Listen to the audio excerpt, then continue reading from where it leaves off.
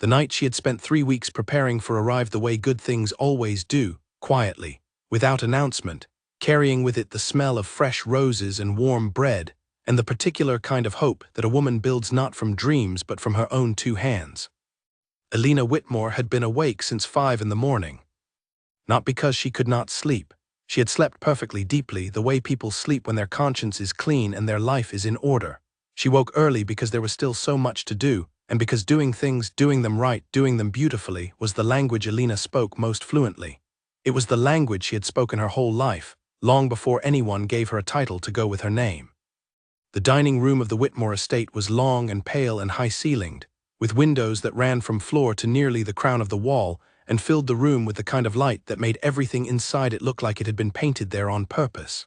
Elena stood at the far end of the table and looked at what she had built, 22 place settings, each one measured, not guessed. The silver was polished to the point where you could see your own face in it if you looked long enough, though Elena had not looked at her face in much of anything lately. The crystal glasses had been cleaned individually, each one held up to the window and checked for marks, because a single smear on glass catches the light in a way that tells every guest in the room that the woman who set this table does not pay attention. Elena paid attention. She had inherited that from her mother, who had inherited it from her grandmother, who had once told a young Elena, she could not have been more than 7 years old, that a woman's home tells the truth about her even when she is not in the room. Elena had not fully understood that then. She understood it completely now. She moved along the length of the table, straightening things that did not need straightening, adjusting the placement of a fork by 2 millimeters, smoothing a linen napkin that was already flat. The napkins were cream-colored and had her name embroidered in the corner in a thread the color of old gold. She had done the embroidery herself 6 years ago, before she became the kind of woman who could have paid someone else to do it. She had kept them because she liked knowing that her hands had made something lasting. From the kitchen came the sound of activity. The cook, a steady woman named Harriet who had been in this house for 11 years, was managing the afternoon meal with the calm efficiency of someone who had done this many times and expected to do it many more. The smell of slow-cooked meat drifted through the corridor, warm and deep, mixing with the sharper smell of lemon from the salad dressings and the sweetness of the cake that was cooling somewhere in the back of the kitchen. Elena had chosen every dish herself. She had not done this because she doubted Harriet. She had done it because this was her name day, her day, and on this day more than any other she wanted everything to be a deliberate expression of who she was. Her name day fell on the 23rd of October every year without fail, as name days do, and every year Elena marked it. Some years it had been small, a dinner with her sister and a bottle of wine and a cake from the bakery on the corner of Arlen Street. Some years it had been larger. This year it was larger than it had ever been, because this year she was the wife of Lord Edmund Whitmore, and Lord Edmund Whitmore had a position in this county that required certain things of the people around him. One of those things was celebration done correctly. Elena had understood that from the first month of their marriage. She had adapted to it the way she adapted to most things, with intelligence and care, and a quiet refusal to be anything other than excellent at whatever she turned her attention to. The guests were a specific collection of people, Edmund's business partners and their wives. 2 of his oldest friends from his university years, George Alderton, who was loud in the way of men who have always been liked, and Philip Crane, who was quiet in the way of men who are always watching. Elena liked Philip better, though she had never told Edmund this. Edmund's cousin, a woman named Frances who lived in the north, and who always arrived for these gatherings with the air of someone who has come specifically to compare things unfavorably to what she knew at home. Frances was harmless, though she worked very hard to seem otherwise. There were others, colleagues, neighbors, a young couple who had moved into the house at the end of the lane the previous summer, and who had not yet been folded into the social world of this part of the county, but who showed every sign of wanting to be. And then there was Edmund. Elena paused at the end of the table and thought about her husband the way she sometimes did when she was alone, and there was no performance required of her. Honestly, carefully, the way you look at something that matters to you and that you are not entirely sure you understand. Edmund Whitmore was 43 years old and had been considered a good match by everyone who had opinions about such things. He was not unkind. He was generous with money in the particular way of men who do not think much about money because they have always had enough of it. He remembered birthdays, hers, the cook's, the gardener's youngest child. He told good stories at dinner. He was the sort of man who filled a room not with loudness but with presence, the way a fire fills a room with warmth without making any noise about it. He had told her once early in their marriage that she was the most capable woman he had ever known. He had meant it as a compliment. She had taken it as one. Later, she had wondered about the word capable. It was not the same as beautiful, though she was that too, in the particular way of women who do not spend much time thinking about whether they are beautiful because they have other things to do. It was not the same as beloved. It was close to admirable, perhaps, but with a practical edge to it. Capable women get things done. Capable women set perfect tables and embroider their own napkins and manage household staff with a light hand and still manage to look unhurried when the guests arrive. Elena was capable. She had never resented the word. But she had sometimes, in quiet moments like this one, turned it over in her mind and looked at its edges. She heard the clock in the hallway strike 11, 5 hours until the guests were due to arrive. Edmund was in his study, had been since breakfast, working through something that required his attention, and that he had described to her that morning in terms she had followed without difficulty, because she had, over the course of their marriage, taught herself to understand the language of his world. He had said he would be finished by midday. That was fine. She did not need him for any of the remaining preparations. She did not need him at all, until she needed him to walk into the room beside her and stand at the head of the table and be, as he always was in public, the husband she deserved. She walked to the window and looked out at the garden. October had been gentle this year. The trees along the far wall were still half in color, amber and burnt orange and a deep red that looked almost deliberate, almost designed, as though the season were trying to match the curtains. The roses had finished, but the stems were still standing, which Elena found she did not mind. There was something in bare rose stems that she had always found honest. They were not pretending to be anything. The florist had delivered at 8 o'clock that morning, white and pale gold, arranged in the low, wide vases that Elena preferred, because she liked to be able to see the faces of the people across the table without flowers blocking her view. She had chosen flowers that did not overpower the food with their smell. This was the kind of decision that most people did not notice, which meant, as far as Elena was concerned, that she had made it correctly. She turned from the window and allowed herself one moment, one full, honest moment, of something that was almost satisfaction. The room was ready. She was ready. The day was what she had made it, and what she had made it was beautiful. She went upstairs to dress. Her bedroom was on the second floor, at the end of a corridor that caught the afternoon light in a way that always reminded her of the apartment she had lived in before she married Edmund, a small place, 2 rooms and a kitchen, with windows that faced east, and filled the space with morning light so bright that she had sometimes put her hand in it the way you put your hand in water to check the temperature. She had been happy in that apartment. She had been a different kind of happy than she was now, a smaller, simpler, less layered kind, but she had been happy, and the memory of it did not make her sad. It made her, if anything, proud. She had built that life herself.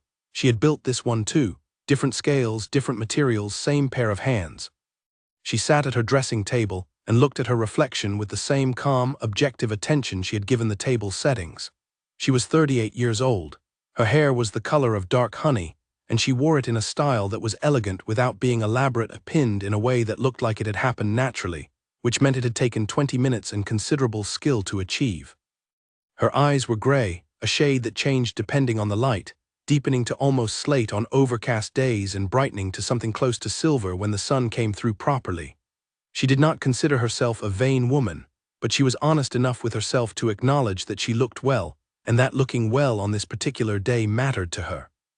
The dress she had chosen was deep blue, not navy, not royal, but something between the two, the color of the sky just after the sun has fully set but before dark has fully come. She had bought it 2 months ago and had worn it once since, to be sure it was comfortable for a long evening. It was. The cut was clean and the fit was precise, and it was, she had decided, the kind of dress that did not require explanation. She dressed, she did her hair. She sat for a moment when she was finished and looked at herself, and then, without ceremony, stood and went back downstairs to oversee the rest of the afternoon. By 2 o'clock, Harriet had the kitchen in its final stage of controlled activity. The cake had been assembled 3 layers, white with a pale gold filling, decorated with real flower petals from the florist's second delivery of the morning. Elena inspected it without touching it, noted that one of the petals on the upper left was slightly misaligned, and then decided to leave it. Perfection that costs too much is its own kind of flaw. By 3, the table was set to its final configuration, and Elena had made a single tour of the house, not to check things, because she had already checked them, but because she liked the feeling of walking through a space that was ready. It was the feeling of a musician standing on a stage before the performance begins. The work is done. What comes next is simply the doing of it. Edmund came downstairs at 3:30, dressed and presentable, carrying the mild, distracted air of a man who has been thinking about something other than what is in front of him. He came into the dining room and looked around it with the expression he always wore when he saw what she had done, a genuine, uncomplicated appreciation that she had never doubted. Whatever else she sometimes wondered about Edmund, she had never doubted that he saw what she built and that he valued it. "It looks extraordinary," he said. "Thank you," she said. He said it the same way every time, and she received it the same way every time. This was one of their rhythms. They had several. After 3 years of marriage, people develop rhythms, the way rivers develop banks, not by decision, but by the repeated motion of the same water going the same direction, day after day, until the shape of things becomes settled. "Everything in order?" he asked, which was another rhythm. "Everything," she said. He nodded. He poured himself a small glass of water from the jug on the sideboard. He drank it standing up, looking out the window at the garden. She watched him for a moment and thought, as she sometimes did, that she knew a great deal about this man and that there were still corners of him that remained in some essential way unknown to her. She had decided early in their marriage that this was not alarming. All people have corners. The question is whether the corners you cannot see are empty or occupied. She did not think about that question too long. She had a name-day dinner to run. The first guests arrived at 4:30, which was early, which was Frances.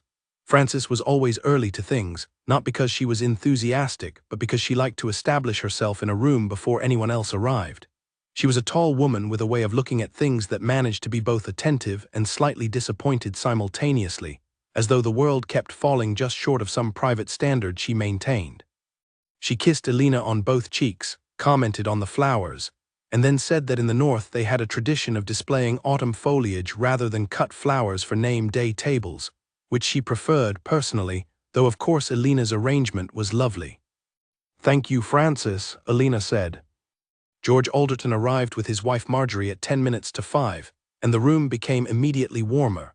George was the kind of man who did not so much enter a space as expand into it. He was loud in the best possible sense, loud with laughter, loud with observation, loud with a genuine pleasure in other people that made you feel, when you were in his vicinity, that being where you were was exactly the right place to be. Marjorie was quieter, warm-eyed and steady, and had a way of standing next to her husband that looked less like she was attached to him and more like she was anchoring him gently to the earth. Philip Crane arrived alone, as he always did, and stood for a moment in the doorway of the dining room looking at the arrangement of it with the particular expression he wore when he was genuinely impressed by something, but considered it beneath his dignity to say so immediately. He caught Elena's eye and gave a single, deliberate nod. She received it. That was Philip's version of extraordinary. The others came in clusters and ones and twos, filling the room gradually, the way water fills a vessel, slowly at first and then all at once. The young couple from the end of the lane were nervous in the pleasant way of people who want very much to belong somewhere and are not yet sure if they do. Elena made a point of speaking to them first, before the room had fully formed its shape for the evening, while things were still fluid enough that they could be placed into the gathering comfortably rather than dropped into it. She circulated. She was good at this. She carried a glass of elderflower water, not wine, not yet, not until Edmund was in the room and they had welcomed everyone together, and she moved through the space she had created with the ease of a woman who has made something and knows it. She listened to George tell a story about a horse auction that had apparently gone very wrong in a very entertaining way. She spoke briefly with 2 of Edmund's business partners about a development in the county that everyone seemed to have opinions about. She checked, with a glance, that the drink situation was being managed correctly by the young man she had hired for the evening specifically for that purpose. She was doing 6 things at once, but she looked like she was doing none of them. This was another skill she had. She did not know precisely when she had learned it. It had simply accumulated, the way most of her skills had through repetition and attention and the quiet determination to never be the most disorganized person in any room she was responsible for. It was 4 minutes past 5. Edmund was not yet downstairs. She noted this the way she noted most things, without drama, without assumption. He had been with her at 3:30. He had gone back upstairs at some point in the following hour, she believed, though she could not say precisely when, because she had been occupied with the kitchen and the arrival of the first guests and the arrangement of a small problem with one of the candle holders that had been resolved without anyone noticing there had been a problem. He was upstairs. He would be down. The party had begun without him before, though not often, and on those occasions she had held the room herself without difficulty. She smiled at something Marjorie Alderton said about her daughter's new school. She moved toward the door to check the hallway. She heard, before she saw anything, the sound of the front door. She turned. Edmund was coming in. He was already in his jacket, already composed, already wearing the expression he wore in public, warm, assured, carrying the easy confidence of a man who has never had to ask a room to accept him because rooms simply do. This was one of the things she had admired about him from the beginning. He walked into spaces as though he owned them, and in most cases he did, but the quality she admired was not the ownership, it was the ease, the way he wore it. He came through the hallway. He was not alone. Alina registered this in stages, the way you register a change in temperature, first as something slightly different from what you expected, then in the next breath as something specific and irreversible. There was a woman with him. She was perhaps 30, perhaps 32, with pale hair and a composed expression and a dress that was well chosen, nothing showy, nothing attention-seeking, the kind of dress that says its wearer knows exactly what she is doing. She walked beside Edmund with the particular kind of ease that is not the ease of a stranger, but the ease of someone who has been in a person's company, often enough that the distance between them has closed without anyone formally deciding to close it. Edmund saw Alina across the room. He smiled. It was his normal smile. The one she knew. He walked toward her and the woman walked with him. The room did not stop. Conversations continued. George was still somewhere in the middle of a story. Ice shifted in glasses. Someone near the window said something that made the person next to them laugh. The room continued. Only she had stopped. Alina stood exactly where she was and waited for her husband to cross the room to her, and she held the expression she was wearing, pleasant, poised, the expression of a woman who is hosting her own name day dinner and who has every reason to look pleased with the evening, and she waited. He reached her in 8 steps. "Alina," he said, "you look wonderful." "Thank you," she said. He turned to the woman beside him. "This is Caroline," he said. He said the name clearly, not quietly, not under his breath, not in the way of a man who is ashamed of what he is doing. He said it at a normal volume, in a normal tone, the way you say the name of someone you expect people to be happy to meet. "Caroline." Alina looked at the woman. She took her in the way she took in most things that required a quick and accurate assessment, completely, efficiently, without letting the assessment show on her face. Caroline was not what Alina would have called beautiful in the obvious way. She was something more interesting than that and more difficult. She had the kind of face that held your attention not because of any single feature, but because of the way all the features worked together, the way the components of a well-designed room work together, each one ordinary on its own, collectively impossible to ignore. She was wearing a small gold earring in each ear. One of them was slightly turned. This was the detail Alina fixed on, the earring.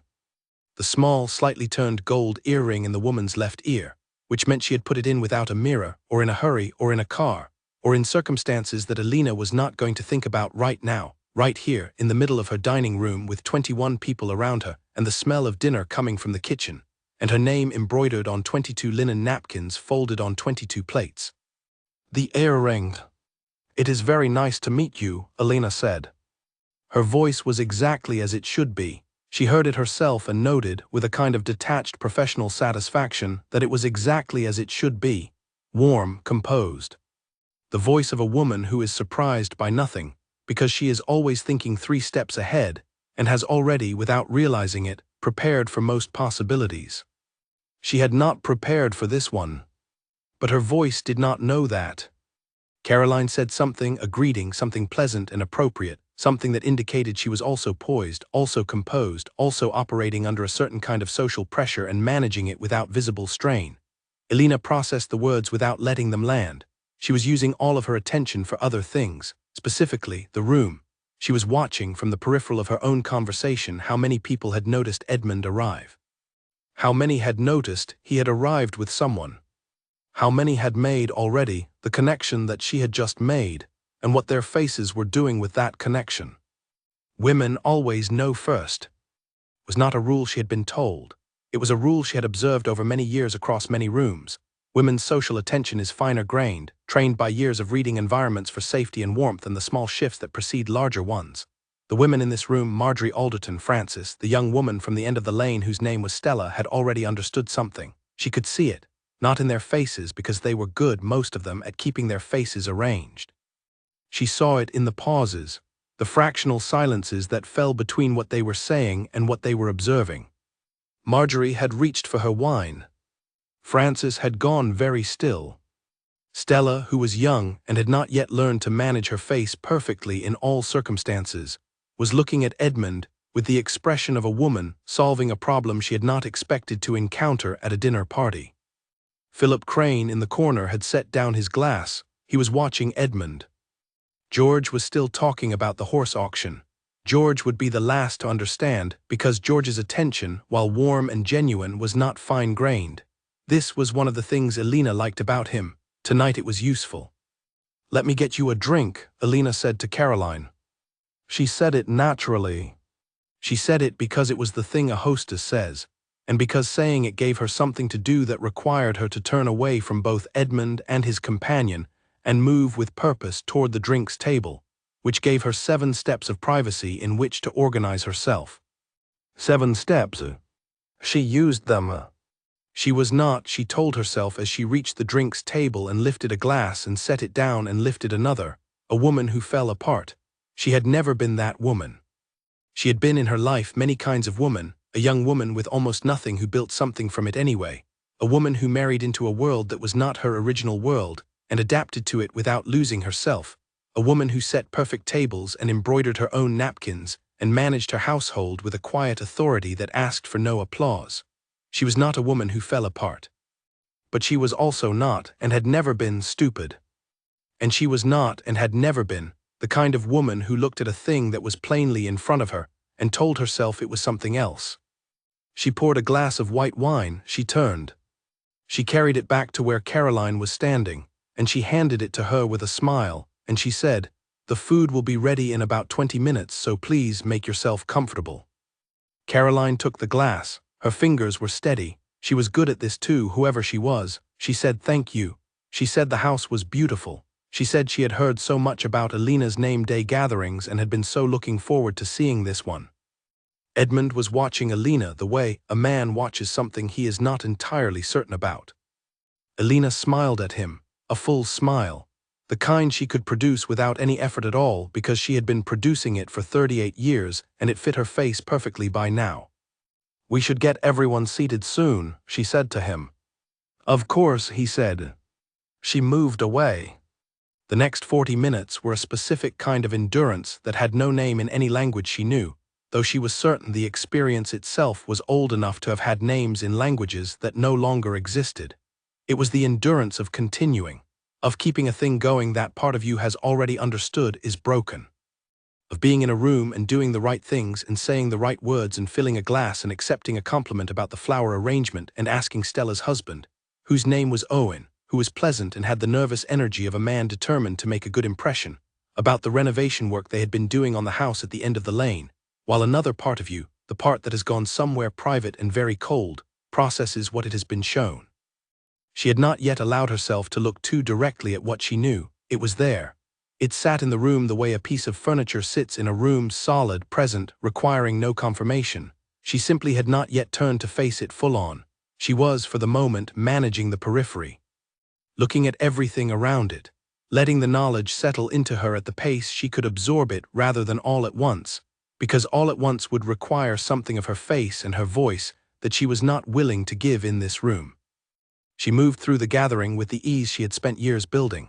She listened to George finish the story about the horse auction, which was genuinely funny in a way she was able to appreciate even through everything else, which was a minor thing she noted and was grateful for. She fielded a comment from one of Edmund's business partners about a development they had been following that affected some of the properties Edmund managed. She spoke briefly with Frances, who had recovered her equilibrium and was now performing the role of a woman who has noticed nothing unusual, which was itself unusual and therefore a kind of evidence. Harriet sent the signal from the kitchen at 6:15. Alina received it from the young man managing the drinks, who relayed it with the seriousness of someone who understood that this information mattered. She straightened slightly, turned toward the room, and said, in a voice that carried exactly far enough, "Shall we go through?" The movement toward the table was the moment she had been managing toward. The seating arrangement she had planned weeks ago, with the specific thought of making the evening work, who went near whom, who would carry conversation through the difficult patches, who needed to be placed where the light was flattering because they were the sort of person for whom that mattered. She had not, when she planned the seating arrangement, included Caroline in it. There was no place for Caroline at her table. This fact, when it landed with a specific weight, not the weight of shock, she was past shock, but the weight of clarity. Edmund had brought a woman to her name-day dinner without telling her, without asking, without any of the dozens of opportunities in the weeks and days preceding this evening to say, "By the way, I would like to bring someone." The planning of a dinner at this scale is not done quietly. Harriet would confirm the numbers. The florist required them. The hire of the young man for the evening required them. Edmund knew all of this because he lived in this house, and he had watched her prepare for this evening with the attention of a man who understood what she was doing even if he did not involve himself in the doing of it. He had known, he had said nothing. He had arrived with Caroline. Alina looked at the table and did the only calculation available to her. She said quietly to the young man at her shoulder, "We will need an additional place setting between Lord Whitmore and Mrs. Alderton." He went immediately. He was efficient. The setting appeared without commotion. A chair arrived from the side room where the spare chairs lived. A cloth was laid, a plate, glass, cutlery, the full arrangement, executed with speed and discretion. Alina watched it happen from the corner of her attention. Then she directed people to their places. She found Caroline and said very simply, "You are next to my husband," and she pointed to the newly arranged space, and Caroline said thank you in the careful voice of a woman who is aware, fully aware, that she is sitting at a table to which she was not originally invited, and that the woman who set this table knows this and is allowing it anyway, and what that allowance means and what it costs. She knew, Alina could see it. Whatever Caroline was to Edmund, and Alina had a very clear understanding now of what Caroline was to Edmund, Caroline was not without intelligence. She understood the shape of what was happening here. She understood what kind of woman Alina was and what she had walked into. The small tension around her eyes said as much. The very careful way she sat down, the particular way she placed her hands in her lap. Alina took her own seat at the opposite end of the table from Edmund. She unfolded her napkin. The embroidered corner faced upward. Her name in old gold thread caught the candlelight. She looked down the length of the table at her husband. He met her eyes. She looked away first, not from weakness, but because she had made a decision in those 7 steps toward the drinks table, a decision she had not yet named even to herself, but that she felt as a settled thing somewhere beneath her sternum, the way you feel a decision after the thinking part is finished and only the doing of it remains. She looked away because she was done looking at him tonight in any way that cost her anything. She had already spent everything she was willing to spend on his face.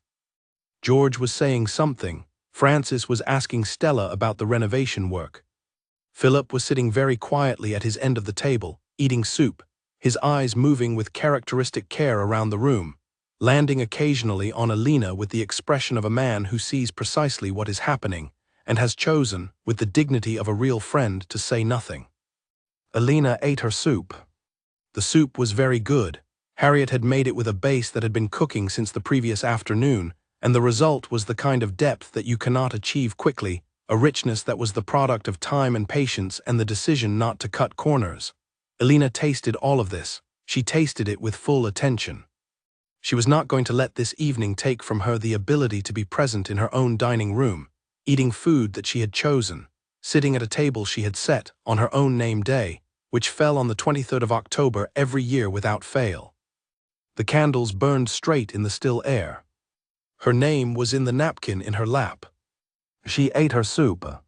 The soup course ended, the plates were cleared, the next course arrived.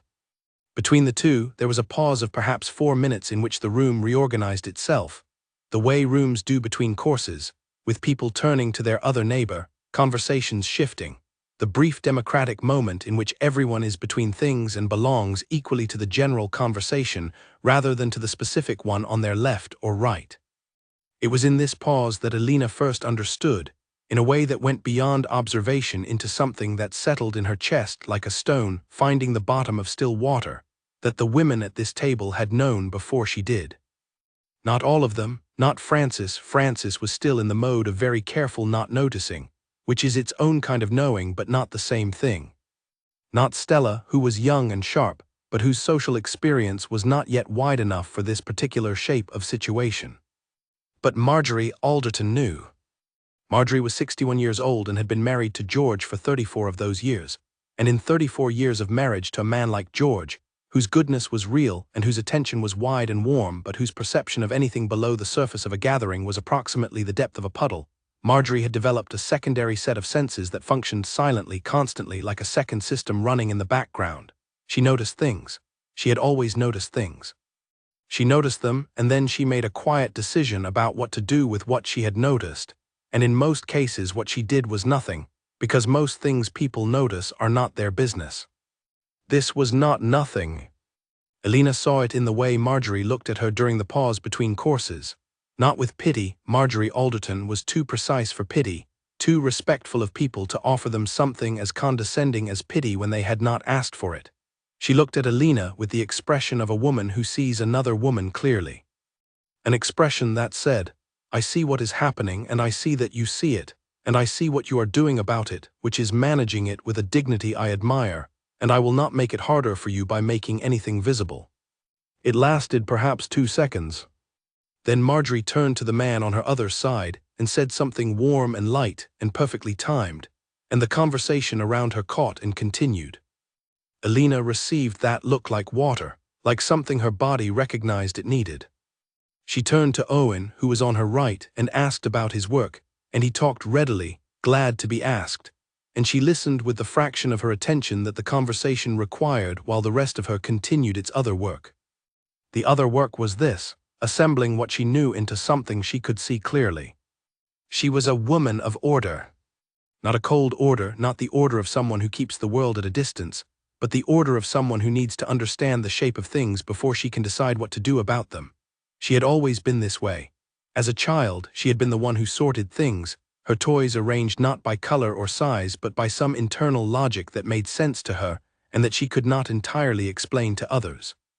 As a young woman, she had sorted her life the same way. Her small apartment arranged with precision, her work laid out in sequences that made sense, her friendships tended with care and consistency because she understood, even then, that good things require maintenance. She sorted now. Edmund had a relationship with a woman named Caroline that was not the kind of relationship you mention casually to your wife. She was certain of this, not because of any single piece of evidence, though there were several, assembled in the evening's first hour with the quiet efficiency of a woman who pays attention, but because of the whole of the way he had walked in with her, the whole of the ease between them.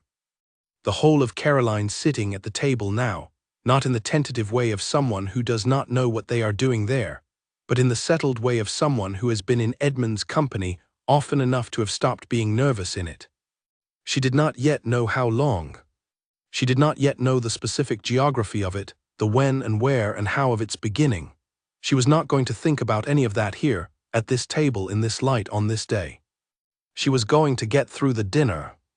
That was the whole of the plan right now, get through the dinner. This was not weakness.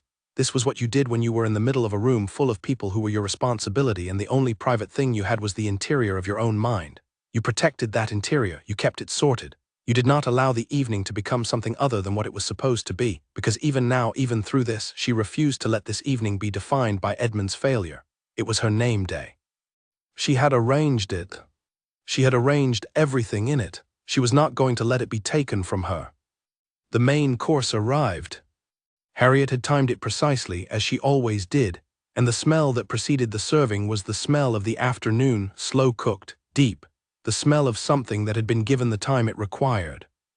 The plates came out from the kitchen carried by Harriet herself and the young man who was helping, and the sight of it, the care in the presentation, the color of the sauce against the white china, the arrangement of the vegetables which Alina had asked to be kept simple and had steadied her in a way that was almost physical. She had decided this. She had planned this. This was hers. She lifted her fork. She ate her. Across the table, 2 seats down from Edmund on his side, Francis had arrived at a position. Elena could see it happening in real time as Francis's very particular processing concluded, and she settled into a decision about what to do with what she understood. Francis was not, at her core, a cruel person. She was competitive and defensive and had a strong preference for situations in which she occupied an elevated position relative to the people around her, but she was not cruel. And she was, Elena suspected, experiencing something that she would not have predicted feeling tonight, the discomfort of finding herself on the wrong side of a situation. Not because she had done anything wrong, but because her private accounting of Elena, which had always leaned toward the dismissive, the slightly less than, the gently undervalued, was now being challenged by the simple fact of what Elena was doing. Elena was being extraordinary, in the most difficult possible circumstances, at her own dinner table. Francis could not quite reconcile this with the version of Elena she had maintained, and so Francis did what she did with things she could not reconcile. She set them aside and became very engaged in her conversation with Philip Crane, who was, it turned out, a useful conversational partner if you were looking for a subject heavy enough to occupy all of your attention. Philip went along with it, because Philip was watching the room and understanding it all and choosing, with the care of a man who has known people long enough to understand that sometimes the most decent thing you can do is let them handle their own business, to handle nothing. Elena noticed him noticing. She found, very quietly, that she was grateful for Philip Crane, in a way she had never needed to be before tonight. The conversation at the table had reached its second stage, the easier, warmer stage that follows when the first awkwardness of a gathering has dissolved, and people have settled into the specific comfort of being fed and heard. George was telling another story, this one involving a misunderstanding at a county council meeting that was considerably more political than the horse auction but equally entertaining.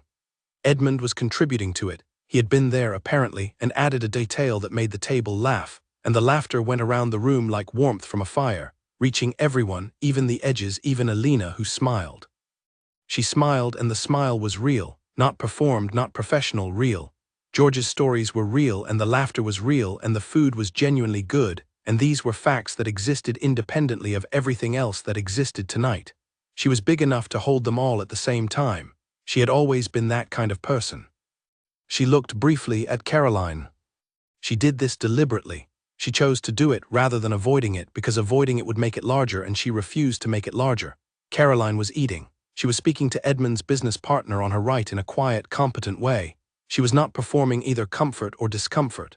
She was simply there, occupying the space that had been made for her, eating the food from the table that Elena had arranged. Elena observed this. She observed that Caroline's earring was still slightly turned. She observed that Caroline had not touched her wine since the first glass was poured. She observed that Caroline's hand, resting on the table between bites, was very still, the particular stillness of someone expending a great deal of effort to appear unstrained. She is not comfortable, Elena thought. She knows what this is. She knows exactly where she is sitting and what it cost. This was not comfort. Elena was not looking for comfort in Caroline's discomfort. She was looking for clarity. And what the stillness of Caroline's hand told her was that this was not a careless woman. Whatever she was not careless. She knew the weight of where she was sitting. She was carrying it without showing it, which was not easy, and Elena, who understood exactly how difficult it was to carry weight without showing it, gave her that much. Just that much, nothing more. Stella asked Elena something about the cake she had seen on the sideboard earlier. She had noticed the flowers on top and wanted to know if they were real. Elena said they were. She said they were from the florist on the high street, who always kept a selection of edible petals. Stella was delighted by this and shared the information with her husband Owen, who was surprised in the way of people who had not considered that flowers might be edible. The small conversation bloomed briefly around them, and Elena let it, and it was fine. She was managing the room, and the room was managing itself, and they were working together, and the evening was going to reach its end. She was sure of it. She had never failed to finish a thing she had started. But she was also, beneath all of it, in the very quiet center of herself, arriving somewhere. She was arriving at an understanding of what the evening meant, not just the fact of Caroline, though that was clear enough now. Not just Edmund's failure, which was also clear. She was arriving at an understanding of herself in relation to all of it. of what she had been in this marriage, what she had built, what she had given, what she had been told was valued, and what she now understood to have been in some essential way undervalued, not in the word Edmund used, capable, not in the obvious visible ways, but in the way that counted most, which was the way in which she had been trusted with the full truth of his life. She had not been trusted with the full truth. She had been trusted with the performance of it, the dinner parties, the estate, the table settings, and the embroidered napkins. She had been given the exterior of his life and asked to make it beautiful, and she had done that magnificently, and he had received it magnificently, and between those two things, her building and his receiving, there had been a third thing, a private thing, a closed-door thing that she had not been given access to. This was what she was arriving at. She ate the last of her main course. She set down her fork, she picked up her glass, she held it lightly in her hand and looked down the length of the table, past the candles and the flowers and the 22 embroidered napkins, at her husband, who was laughing at something George had said. He had a good laugh, she had always liked his laugh. She looked at it now the way you look at a thing, when you are beginning to understand it differently. She had not always been this woman. This was a thought she had occasionally, in the same way you occasionally reach for something in a pocket you are no longer wearing and feel a brief, clear surprise at the absence, a muscle memory, a reaching back to something that existed in a place you no longer stand. There was a version of her, younger, smaller in the circumstances of her life if not in herself, who would have handled tonight very differently. Her name then had still been Elena Marsh. She had been 27 years old, and living in a two-room apartment on a street that smelled in autumn of fallen leaves, and the coffee from the small cafe on the ground floor of the building opposite. She had worked for a firm that managed properties, not the grand estates of people like Edmund but the ordinary kind, blocks of flats and offices and commercial spaces, and she had been good at it because she was the kind of person who is good at things that require attention and intelligence and the patience to follow things through to their correct end. She had not been wealthy. She had been by most measures not wealthy at all. But she had the apartment arranged beautifully, every stick of furniture chosen with care from places that required some searching, and she had known exactly who she was in that space. She had been in that apartment on that street, the complete version of herself. This was the thing she was now remembering, with a clarity that surprised her a little in the middle of her own name day dinner. She had been complete then in a way that did not depend on anyone else's assessment of her. She had known her own value. Not arrogantly, she had never been arrogant, but with a simple, steady certainty that is the particular confidence of someone who has built what they have with their own hands and therefore knows precisely how strong it is. When she met Edmund, she had brought that certainty with her. It had not diminished when she married him, but it had, she now understood, been required to share space with other things, with the shape of his world which was large and well established and had expectations embedded in it, the way old buildings have their original architecture embedded in everything built over it, with the requirement to become, gradually, not just Elena but Lady Whitmore. With the slow process, which she had not resisted and had in fact embraced, of becoming excellent at a life that was not originally hers. She had not lost herself in this. She wanted to be clear about that, even just to herself, even just in the private accounting of this evening. She had not lost herself. She was still entirely Elena. But she was now seeing, done what capable women often do in marriages to men like Edmund. She had given more than she received, and she had done it gracefully enough that neither she nor he had clearly seen the imbalance until an evening like this one forced the question. She thought about the woman she had been at 27. The one on the street with the coffee-smelling cafe below the building opposite, what that woman would have done tonight. She would not have sat at the table. That much was certain. That woman who had opinions about everything, who had walked out of a job once because the person managing her had been dishonest, and who had not regretted it for a single day, who had once told a man she was dating that she would not be seeing him any more in the middle of a very nice restaurant, without raising her voice or breaking anything, but also without the slightest hesitation. That woman would not have arranged an extra place setting.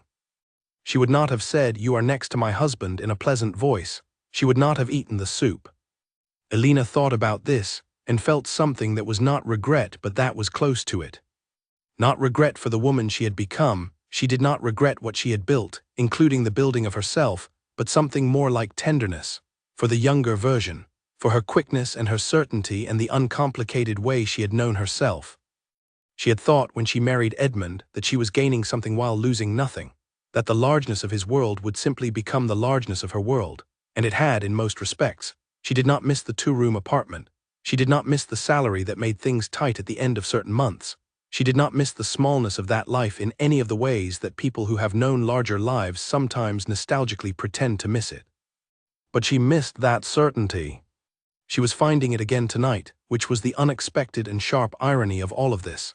Edmund, by bringing Caroline to this table, had given Alina something back without knowing it. He had given her back the direct knowledge of where she stood, and where she stood, now that she could see it clearly, was not where she had believed she stood.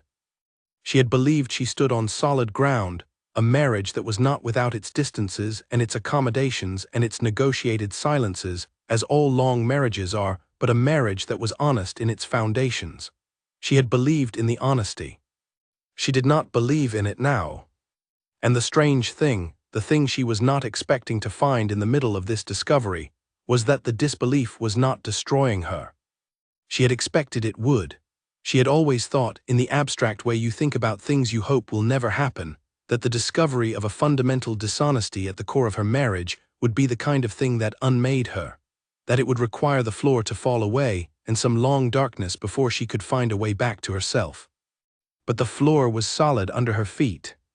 She was here, completely here, eating dinner at her own table on her own name day, and she was entirely herself, and the ground had not moved because the ground was not Edmund. The ground had never been Edmund.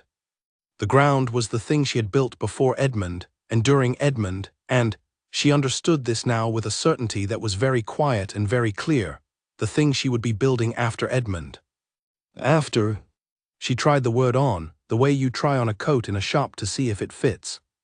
It fit. This was the moment that changed her from a woman enduring an evening to a woman in possession of an understanding that was going to change the shape of her life. And the change was already done, quietly in the middle of the main course, while George was telling stories and the candles were burning straight and Caroline's earring was still slightly turned. She did not feel the change as a rupture, she felt it as a settling. As though something that had been held in tension for a long time had finally been allowed to release. She had not known the tension was there, but now that it was gone, she could feel the space where it had been, and the space was lighter than she expected. The plates were cleared for the third time. She had prepared a cheese course.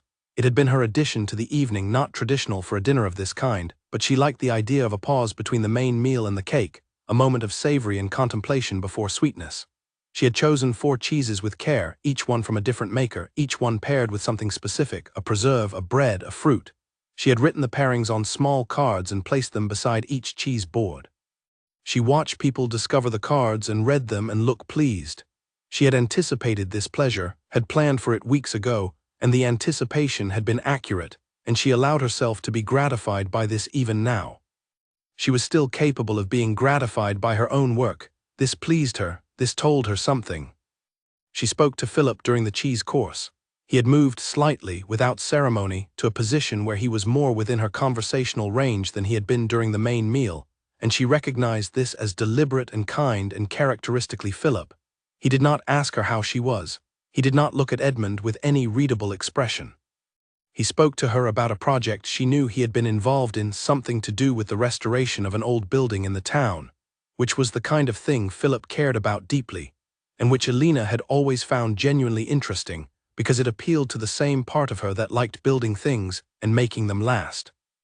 They talked about it for several minutes, and it was a real conversation, with real attention from both of them, and it steadied her in a way that was different from Marjorie's look earlier, less immediate, more sustaining. The way a meal is different from a glass of water, even though you need both. "You have done an extraordinary thing tonight," Philip said, very quietly, between one observation about the restoration project and the next. He said it simply. He did not look at Edmund when he said it, he looked at Alina. She received it without deflecting it, which was what she might have done on any other evening. Tonight, deflection would have been its own kind of dishonesty, and she was done with dishonesty. "Thank you, Philip," she said. Just that, no more.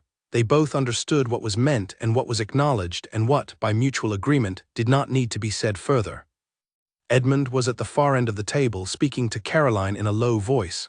She could not hear what they were saying. She did not need to. The cheese course ended. Harriet came to the doorway of the dining room and caught Alina's eye with a nod that meant the cake was ready, and Alina stood, and the table settled into the particular anticipatory quiet of a group of people who know that something ceremonial is about to happen. The cake arrived on a platter that Harriet carried herself, because certain things should be done by certain people, and Harriet understood this without being told. It was lit with candles. One for each year was not the tradition here. This was not a birthday, but there were candles on it nonetheless, because candles belong on a name day cake the way flowers belong on a name day table, by tradition and by the simple rightness of things that are always done a certain way. The room gathered itself. Faces turned toward the cake and toward Elena and toward the moment. George started the song, of course. It would always be George who started the song, with his voice that was not beautiful but that was warm and sure, and that others wanted to join. And they did join, the whole table, even Philip in his quiet, precise way, even Frances who sang correctly because she did everything correctly, even the young couple from the end of the lane who did not yet know Elena well but who were glad to be here and glad to sing. She stood at the end of the table and listened to her name day song. She looked at Edmund. He was singing. He was looking at her as he sang. His expression was what it had always been when he looked at her in moments like this, proud, genuinely proud. The expression of a man who looked at what she had built and what she was and felt the uncomplicated satisfaction of having her in his life. She used to love that expression. Tonight she saw it clearly for what it was: admiration without honesty, pride without full accounting, the expression of a man who had been grateful for what she gave without being truthful about what he had withheld. The song ended.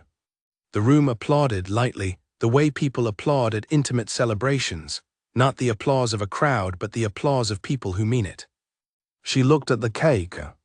She thought about the girl on the street with the coffee-smelling cafe. She smiled. She blew out the candles. Edmund introduced Caroline to the room after the song, which was the moment Elena had known was coming and had been, without consciously naming it as such, preparing for since Caroline walked through her front door. He did it during the brief, warm aftermath of the name day song, when the applause had settled and people were still glowing slightly with the communal pleasure of the thing, which was the best possible time to do it, not because it was kind to Elena but because it was the moment when the room was most generously disposed, when people were most inclined to receive a new thing with openness rather than with the cooler assessment of a room that has not yet been softened. Edmund understood rooms. She had always known this about him. He understood how to work with the temperature of a gathering. It was one of the things she had admired. She watched him do it and admired it still, in the detached way you can admire craftsmanship in something that is being used against you. He said Caroline's name.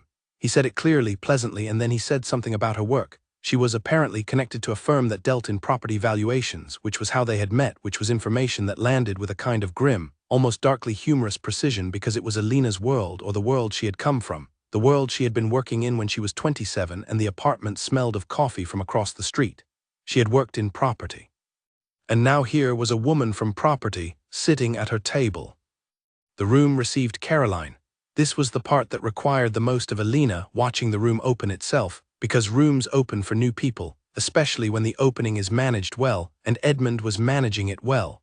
George said something warm and genuine because George's warmth was not selective. He opened it to everyone equally without calculation. Marjorie was pleasant with the particular pleasantness of a woman who has already done her accounting and decided that this is not the moment for anything but pleasant. Frances was the one to watch, and Elena watched her. Frances said something to Caroline that was perfectly courteous and contained, like a door that opens only as far as the chain allows. Elena noticed that Frances did not look at her while speaking to Caroline. This told her something. It told her that Frances, who had spent the better part of 3 years finding small ways to position herself as superior to Elena in the social calculations of this county, had tonight experienced something that disrupted her accounting. Because the calculation Frances had always made, the one that kept her one step above Elena in her own private ranking system, had depended on Elena being Lord Whitmore's capable wife and nothing more. It had depended on there being nothing in Elena that Frances could not, if she tried hard enough, best.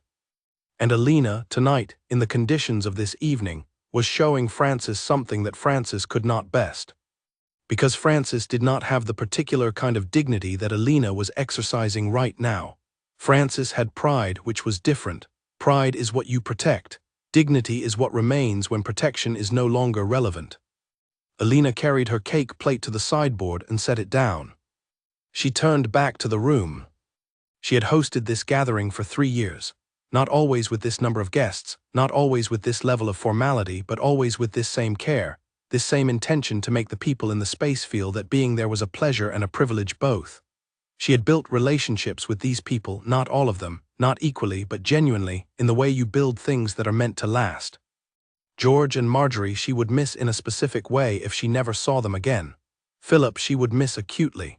Even the young couple from the end of the lane, who had come tonight as near strangers and who were leaving as people she found she liked. She had built this community, she had done it deliberately and with care. She had done it as part of being Edmund's wife, yes, but she had also done it because it was the kind of thing she was good at and the kind of thing that, when done well, repaid you in ways that had nothing to do with the person you had done it for. The relationships were hers. She had made them. He had introduced Caroline with the ease of a man who uses the right words. Warm, he said she was warm. He said it the way he might say it about a day in late spring casually, as though the word were simply accurate and required no further thought. He said that she had been a tremendous help to him in a period when he had needed someone with her expertise, which was a sentence built with considerable care, each word chosen to carry the minimum implication while establishing the maximum plausibility. She had been a help, in a professional context, with expertise. Alina heard the architecture of the sentence and took it apart in the privacy of her own mind and knew exactly what was inside it and set it down and did not look at it again. He said he was glad she could join them tonight. The room received this. Of course the room received it. The room had no particular mechanism for not receiving it, and Edmund had delivered it in a register that did not invite questioning. She had been watching Edmund operate in social situations for 3 years. She understood the register. It was the register of a man who has decided to do something and has also decided not to be questioned about it, and who therefore presents it as entirely ordinary, because ordinary things do not generate questions. Alina stood near the window. She had chosen this position without quite thinking about it, the far end of the room with the window at her back, which meant she had the light behind her and the room in front of her. It was the position from which you could see everything. This was, she understood, not an accident. Her body had placed her here because she was, on some level she had not consciously accessed yet, already planning, already standing in the room in the way of a woman who is thinking about leaving it. She looked at Caroline. She did this fully now, without the peripheral caution she had used earlier in the evening. She looked at the woman her husband had brought to her name-day table, and she looked at her the way she had looked at everything this evening, with attention and without drama. Caroline was speaking to Philip Crane. Philip, who had chosen to give Alina his quiet solidarity, had apparently also decided that the most useful thing he could do for the equilibrium of the room was to engage Caroline in a conversation substantial enough to occupy her. Philip was good at this. He could make a conversation feel like a privilege without being false about it, because his attention was genuine. He was actually interested in what people knew and thought and did in the world, and his interest was a gift he gave without calculating the cost. Caroline was talking to him with the focused quality of someone who has been given a handhold and is taking it with gratitude. She was, Alina observed again, not stupid. She understood the dynamics of what was happening around her. She understood that Philip was doing her a service. She was receiving it decently. Edmund was standing to Alina's left. She had not noticed him cross the room to her, but here he was, glass in hand, with the comfortable expression of a man who believes, or has convinced himself, that the evening is going well. "Everything has been extraordinary tonight," he said. His voice was low, a private remark, not a public one, offered to her specifically in the register of a husband paying a compliment to his wife. She turned to look at him. There was a moment, just a moment, in which she saw on his face the slight shift of a man who has been hoping to be met one way and is not certain he is being met that way. A flicker, a readjustment. He was very good at composure, but he was not, she now thought, entirely comfortable, which meant he was not entirely without understanding of what he had done tonight. He had known, walking through that door, what he was doing. He had decided to do it anyway. She found that she was not angry. She had expected to find anger, had prepared for it in those 7 steps toward the drinks table, had stacked it up against herself as something she could use if she needed it. But the anger was not where she had expected it. It was somewhere she could not quite reach yet. What was in its place was something colder and more final, not rage, not even disappointment, which requires that you believed something different was possible. What was in its place was clarity. The very clear, very still knowledge of what was true. "Thank you," she said. Her voice was exactly level, exactly itself. He looked at her for a beat longer than was comfortable. "Are you all right?" he asked. The question was the bravest thing he had said all evening, and also, in some ways, the worst. Because it required her to decide, right here, right now, standing in her own dining room on her own name day with her name still warm on the napkins and the cake half-eaten on the platter, whether to continue the version of the evening that was a performance or to stop performing. She looked at her husband. She looked at him with all of her attention. "I'm going to check on dessert," she said. She walked away from him, not quickly, not slowly, the walk of a woman with somewhere to go. She passed through the dining room door into the corridor that led to the kitchen, and in the corridor, alone for the first time since 5 o'clock, she stopped.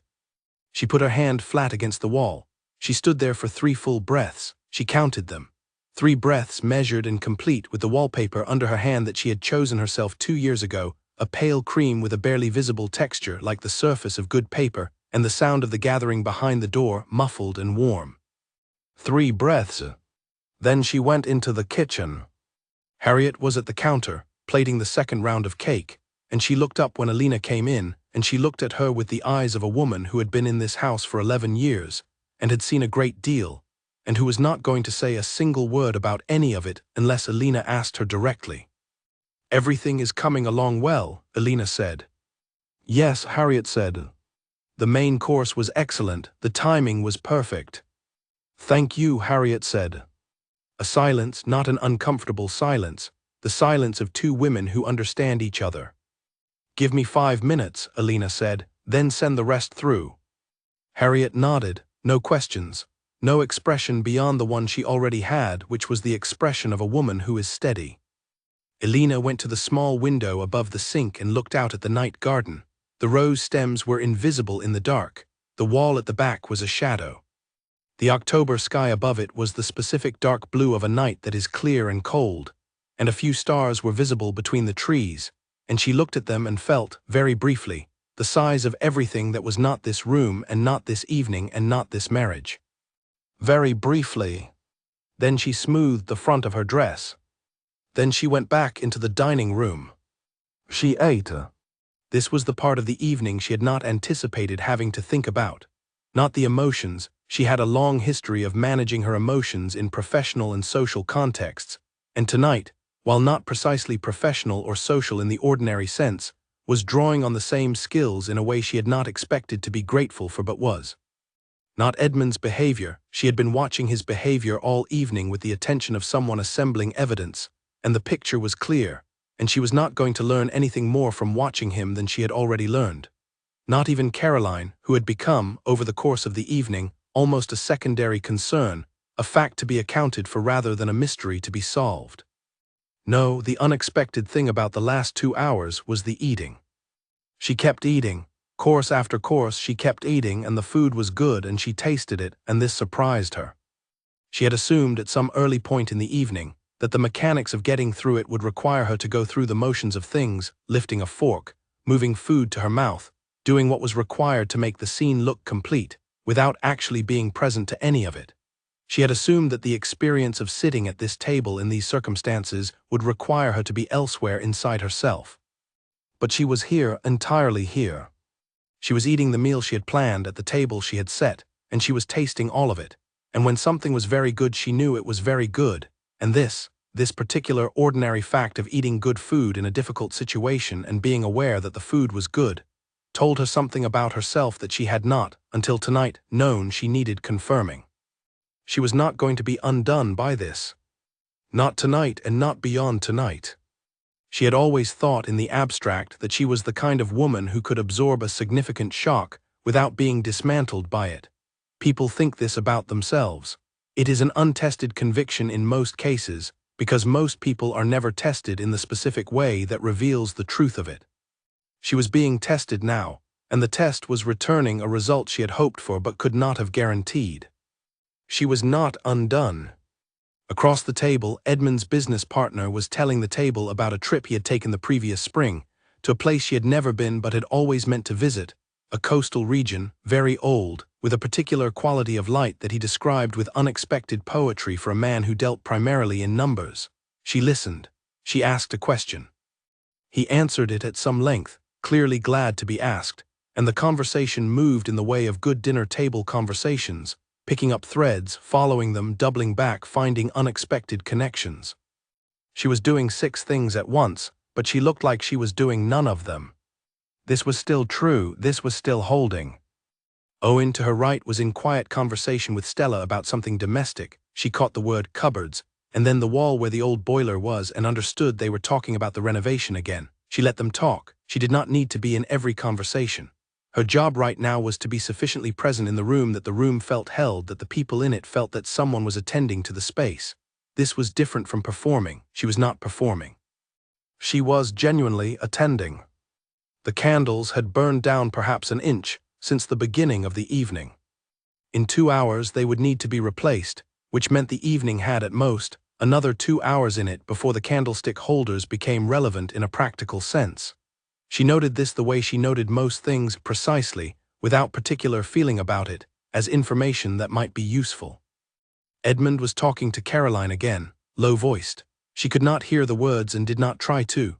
She watched the angle of his body toward her for a moment, the way you check the angle of something to confirm what your other senses are already telling you, and then she looked away.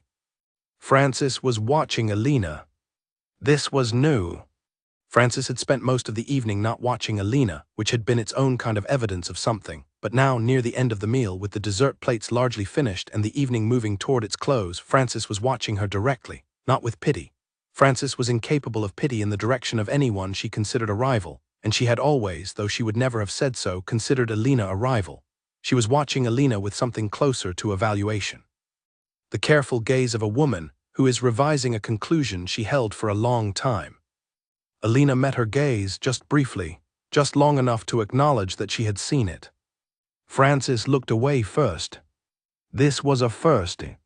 The evening was winding down in the way of evenings that have run their proper course, not with a single moment of ending but with a gradual dissolve, the energy of the gathering slowly releasing, conversations becoming shorter, people beginning to collect themselves for departure. George was wrapping up a story. Marjorie had begun the small preparations for leaving that were invisible to most people but visible to Alina. A slight straightening in her chair, a hand moved to her handbag strap, the completed quality of her expression that said she had given this evening everything she had for it, and was now beginning to close. Philip had stood at some point and was speaking with Edmund's business partner near the window, a conversation that looked, from across the room, like the kind of conversation 2 people have when they are wrapping things up rather than beginning them. She watched Philip for a moment and thought that she was going to call him next week, or the week after, once things had settled into whatever shape they were going to settle into, and she was going to have a real conversation with him, not about tonight, not specifically, but the kind of conversation that people have when they have been honest with each other and want to continue being honest. She had not had many of those conversations in recent years. She was going to have more. Stella came to her. She came deliberately, quietly, while Owen was engaged with someone else, and there was a private moment available. She was young and she was sincere, and she had the directness of someone who has not yet learned to always take the careful route, which was a quality that Alina found she valued more tonight than she might have on any other evening. "Thank you for having us," Stella said. "Tonight has been—" She paused. She looked at Alina with her clear young eyes. "I hope you know that the whole room can see exactly what you are." Alina looked at her. "Thank you," she said. "That means a great deal to me."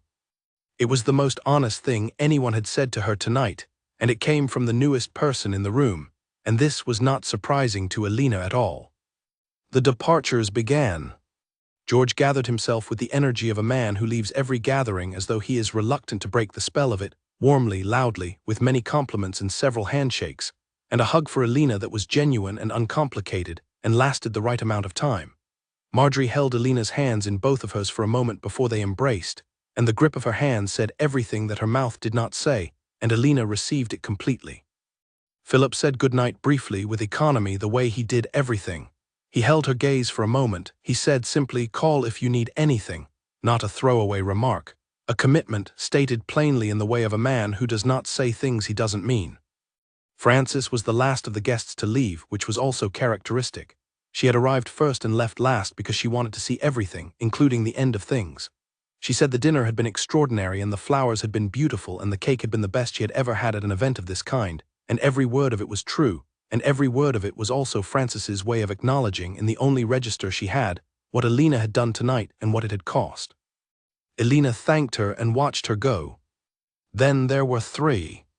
Edmund stood near the drinks table, Caroline was near the window. They had managed, with the unconscious orchestration of two people who had some practice at being in the same space as each other, to be not quite together and not quite apart, in a configuration that required neither commitment nor explanation. Elena stood in the middle of her dining room. The table behind her was a landscape of completed hospitality, empty glasses, crumbed plates, the candles lower now, the flowers still standing, the linen still smooth where it had not been disturbed.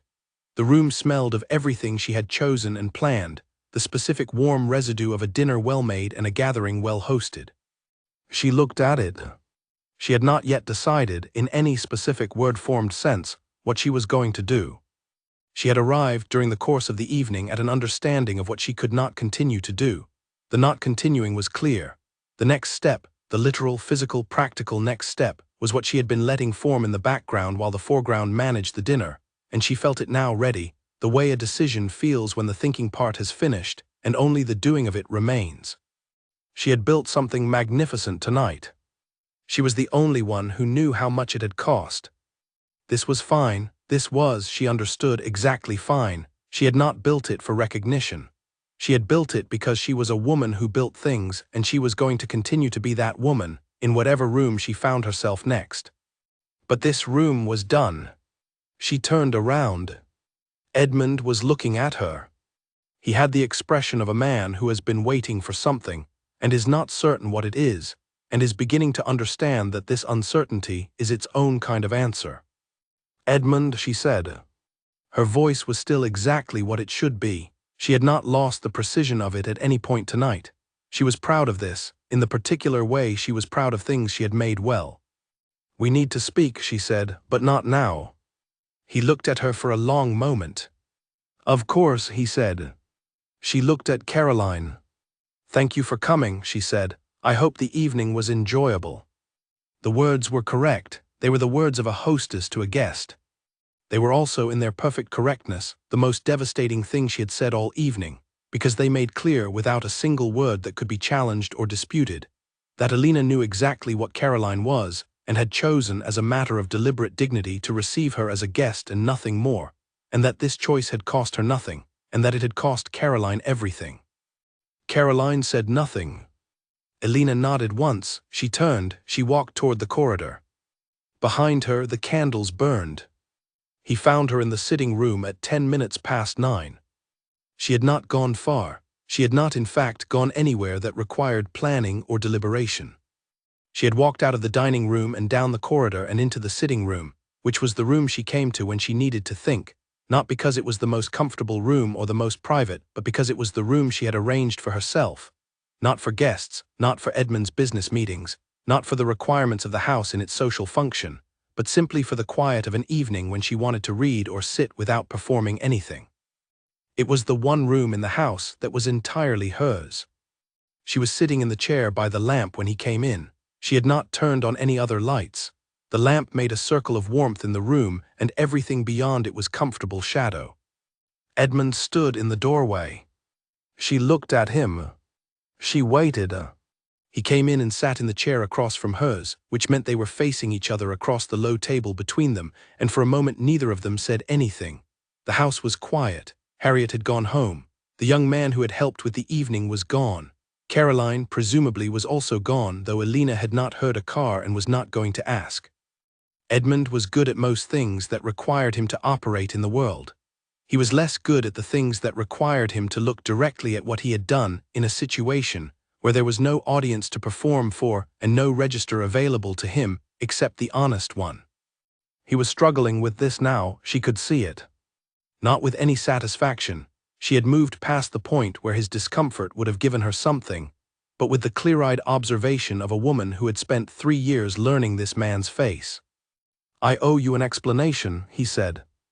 "You owe me considerably more than that," she said. Her voice was not sharp, it was not warm either. It was the voice of a woman who has finished performing and is now simply speaking. He looked at his hands, a gesture she recognized. He made it when he was composing himself, when he needed a moment to find his approach to something difficult. She had seen it across negotiating tables, in difficult conversations with his estate managers, in the one significant argument they had had in the first year of their marriage about a financial decision he had made without consulting her. He looked at his hands when he needed time. She gave him time, not generosity. She did not feel generous. She was simply not in a hurry. The hurry had gone out of her somewhere around the soup course, and what had replaced it was a long, still patience that had the quality of inevitability. She was not going to help him find the words. She was not going to fill the silence. She had done enough filling tonight. "Caroline and I have known each other for over a year," he said.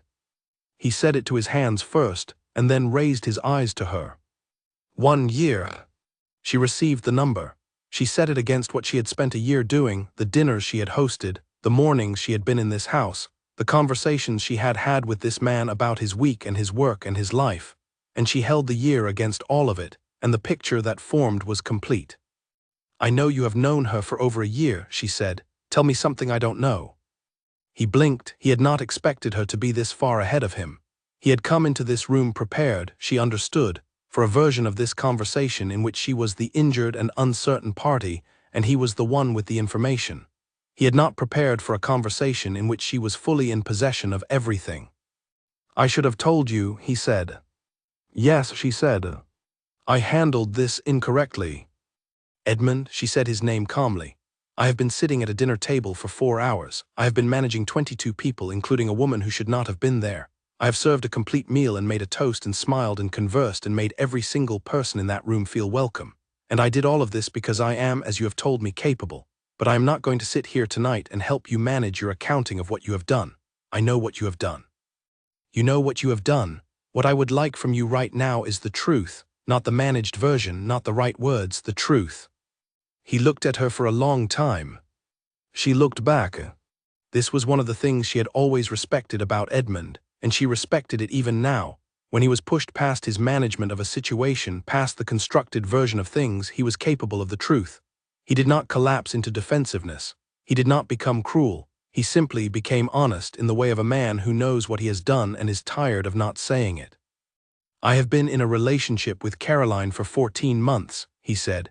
"It began as a professional acquaintance and it became something different. I told myself for most of those 14 months that it would resolve itself naturally.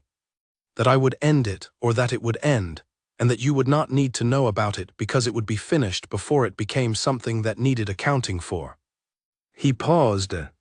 "And then it did not end," he said. "And I kept telling myself the same thing, that it would, and it did not, and I have not been honest with you for a long time, and tonight," he stopped. He gathered himself. "Bringing her tonight was not thoughtless. I want you to know that. I know you will think it was thoughtless. It was not. It was the result of a very significant error of judgment that I am not going to insult you by trying to explain away." She sat with this. She let it sit in the room between them, in the lamplight, in the particular quiet of a house after a long evening. He had not said what he felt about Caroline. He had not said what he intended to do. He had said what had happened and that it had been wrong and that the wrong was not accidental.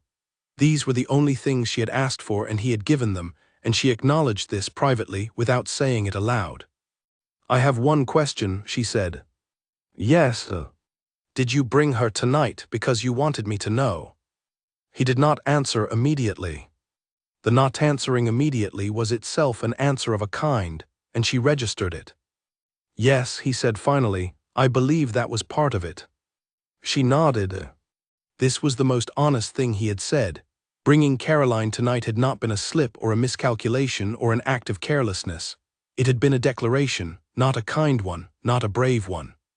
Not done in the way a man with more courage would have done it, with words directly in a private moment before the dinner table made it public, but a declaration nonetheless.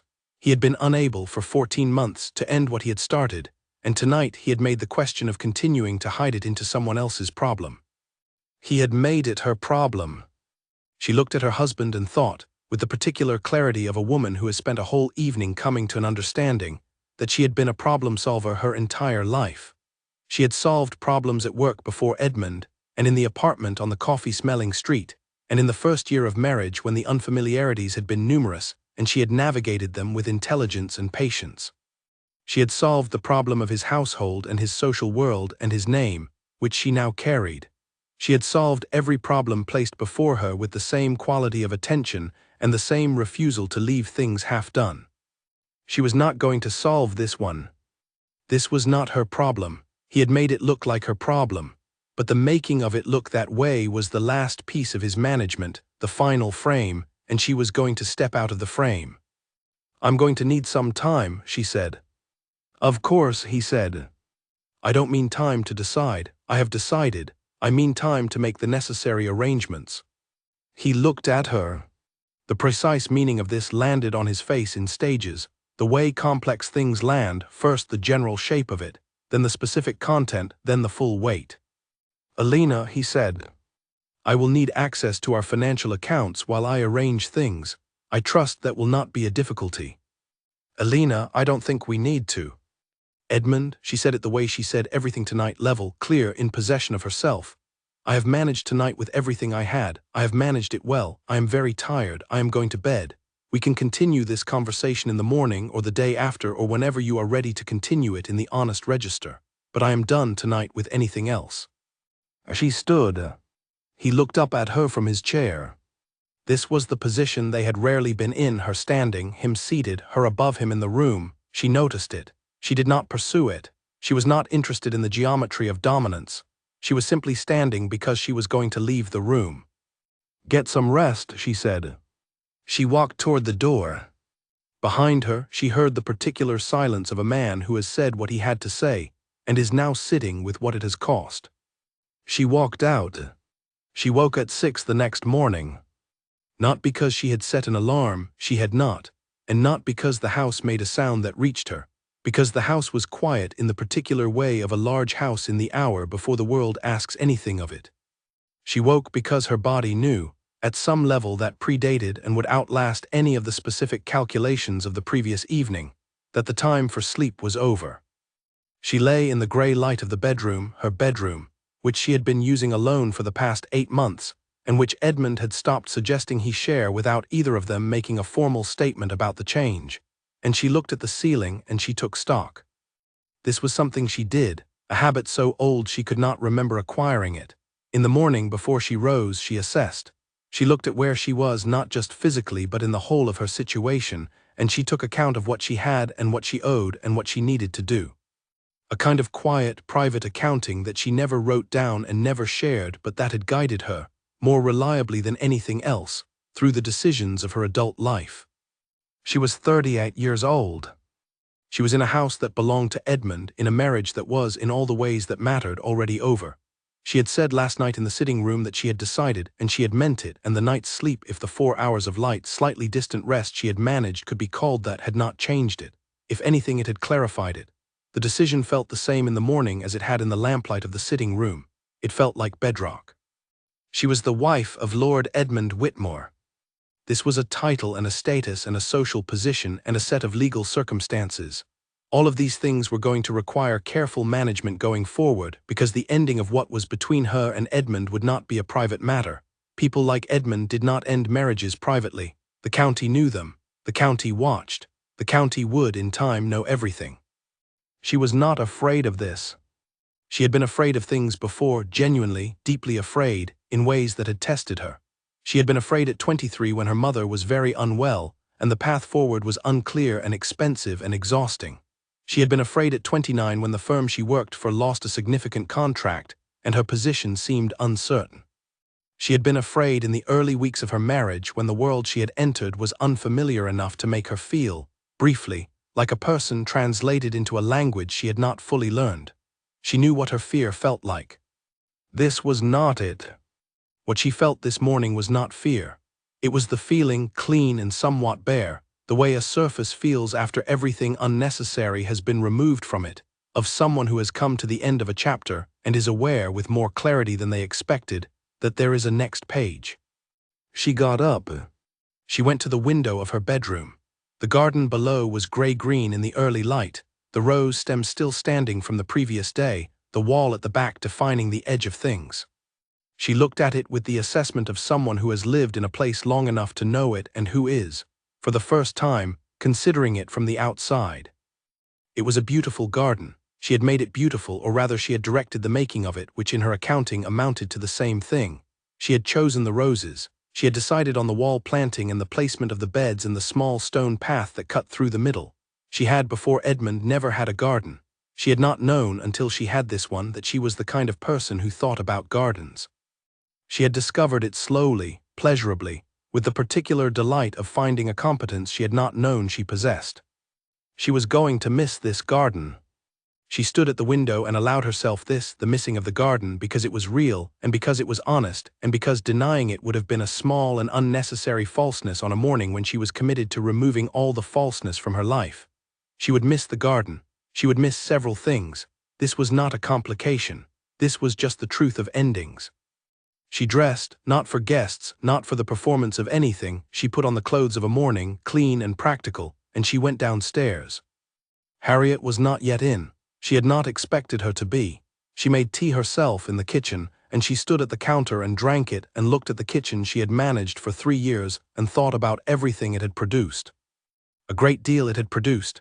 Meals for 30 and meals for 2 and meals for no one in particular on evenings when Edmund was away, and she had sat at the kitchen table with a book and eaten something simple that she had made herself, which she had always preferred to the formal dining room when she was alone. She had been happy in this kitchen. She held this fact. She was allowed to hold it. At 7:30, she went to the study. Edmund's study, though she had made it habitable, the arrangement of the books on the shelves, the choice of the desk lamp, the small adjustments to the layout that he had accepted without comment because they were simply improvements. She went to the desk, and she opened the drawer where she had always kept, in the folder with the cream cover, the documents that related to her position in his life. The prenuptial agreement that had been signed before their marriage by both of them and their respective solicitors. The letter from her own solicitor confirming its terms and her understanding of them. The marriage certificate. Several letters of a financial nature that had accumulated over 3 years, and that she kept here because here was where such things were kept. And beneath these, the document she was looking for. The letter that confirmed, in the formal language of the legal apparatus of Edmund's family, her status as Lady Whitmore. Not the certificate of marriage, that was separate. This was the specific letter from the family solicitors, written at the time of their marriage, outlining what the title entailed, and what her relationship to it was as Edmund's wife. She had read it several times over the course of 3 years, not because she needed reminding, but because she had always believed in knowing exactly where she stood. She held it now. It was a single page, heavy cream paper, the kind that costs more than it needs to because cost, in certain worlds, is the point. The language on it was formal and precise, and she read through it in less than a minute. She set it on the desk. She looked at it. Then she went back to her chair and finished her tea. She had not yet decided the specific form that what came next would take. The practical architecture of it, the solicitors, the timeline, the division of the life they had built together into the parts that were his and the parts that were hers, was a project for later. For next week or the one after, when the immediate facts of last night had settled into something she could plan around with the cool efficiency that planning required. She was good at planning. She had always been good at planning. She was not afraid of the planning. What she had decided this morning was something smaller and more specific, something that did not require a solicitor or a timeline or a careful conversation with anyone. Something that was only between her and herself, and that she was going to do today, on the morning after her name day, in the study that she had made habitable, and that was about to stop being hers. She was going to give back the title. Not in the legal sense, she knew enough to know that was not how titles worked, that the status that had come to her through marriage would leave through the process of ending the marriage and not before, and that the process was not something she could complete in a morning. She knew all of this. But she was going to give it back in the only way that mattered to her, the way that was about what she was, rather than what the law said she was. She was going to set down this morning the version of herself that she had built in Edmund's house, with Edmund's name, for Edmund's world. The capable, poised, impeccably organized Lady Whitmore who set 22 place settings and embroidered her own napkins, and managed a gathering of 21 people through the most difficult evening of her marriage without making a single visible crack, and she was going to stand up without it. This was not loss. She wanted to be clear about this, even just to herself in the quiet of the morning. She was not losing what she had built. What she had built was hers, the skills, the intelligence, the capacity, the 10,000 small competencies she had developed over 3 years of being excellent at a life that had asked a great deal of her. Those were not going anywhere, those went with her. What she was setting down was the specific arrangement of those qualities in the service of a name that was not originally hers, and that she was returning to the man it originally belonged to. Edmund came downstairs at 8. She heard him in the corridor, and then he appeared in the doorway of the study. He looked, she thought, like a man who had not slept. Not badly, he was Edmund, and he was composed, and his composure did not entirely fail him even when he was tired, but with the particular quality of a person who has spent the night sitting with a weight he was not able to set down. She gestured to the chair across the desk. He sat. She picked up the document from the desk. She held it for a moment. Then she placed it in front of him. "I know this is not the legal instrument," she said. "I know that the process of ending the marriage is longer and requires other things, and I will handle those things when I am ready, but I want you to have this back." He looked at the document. He did not look at her face. "Alina," he said. "I need you to hear me," she said. "This is not anger, this is not a reaction. I have had all night, and I have had most of yesterday, and I have been coming to this since long before last night. I think I have been coming to this for some time, and last night only made it clear. I am returning this not because you have hurt me, though you have hurt me, and I will deal with that in my own time and in my own way, but because it is yours and it was always yours, and I have been building things in its name that were really in my own name, and it is time I was honest about that." He raised his eyes to her face. She met his gaze. "You are the most remarkable person I have known," he said, and the word he used was not capable. The word he used was remarkable. She noted this. She noted it in the way of someone taking inventory. Something has changed. Something, finally, is accurate. "I know," she said. "That's mine. I'm keeping that." She stood. She straightened the front of her blouse. She walked to the door of the study. She paused. She did not look back. Not from cold feeling, not from the performance of anything. She simply did not need to look back. The room was behind her, and what mattered was in front of her, which was the corridor, and beyond it the front door, and beyond that the morning and the street, and the whole continuing world that was going to require her to show up in it, fully and excellently, as exactly herself. She walked out. She left the document on the desk. No, she had already described that. She had already done it, and it was done, and what she was doing now was walking, actually walking, not metaphorically, not in the storytelling sense of a woman who has made a decision and therefore begins to move. She was literally putting one foot in front of the other down the corridor of a house she had lived in for 3 years, and that she was going to begin today the process of leaving. The practical weight of this was not lost on her. She was not going to pretend that leaving was simple, or that the simplicity of the decision erased the complexity of what came next. She was 38 years old, and she had built 3 years of life inside this marriage and this house and this world, and the unbuilding of it was going to be a project of months, possibly longer. There would be solicitors. There would be conversations she was not looking forward to. There would be the careful, sometimes painful work of separating what was hers from what was his, and of working out what was theirs, which is always the hardest category because theirs things have a way of being neither and both simultaneously. She was not avoiding any of this. She was simply not doing any of it right now. Right now she was walking down the corridor, and she was going to get her coat, and she was going to go outside, because she had been inside this house for almost 24 hours, and she needed air in the specific way of someone who has been in a room with the windows closed for too long and knows it. She got her coat from the hook in the hallway. The coat was dark green, a good coat, one she had bought in a shop in the city 3 winters ago when she had been between Edmund's world and herself in the way she sometimes managed to be, on a Tuesday afternoon with no particular appointment, just the freedom of an empty afternoon, and a city she knew well enough to move through without thinking about it. She had bought it because she loved it, not because she needed a coat. She already had 2 coats, but because it was the kind of coat that felt, when you put it on, like a decision. She put it on. She went out. The morning was cold and very clear, with the particular brightness that October delivers after a night of still air, everything sharp-edged and faintly blue, the sky a pale gray blue that in another hour would become something closer to white as the sun came all the way up. Her breath was visible. The gravel of the drive shifted slightly under her feet, the sound of it specific and familiar, the sound of 3 years of coming and going. She walked to the end of the drive and then, because the drive was too contained, she went through the gate onto the lane that ran along the boundary of the property and then past other properties and eventually, after about 10 minutes of walking, into the stretch of open land that she had always thought of as the estate's edge, though it was not technically part of the estate. It was simply where the domesticated world stopped and something older and less organized began. She walked. She was not thinking specifically. She had done a great deal of thinking in the past 24 hours, and her mind was, for the moment, satisfied with observation rather than analysis. She looked at the trees.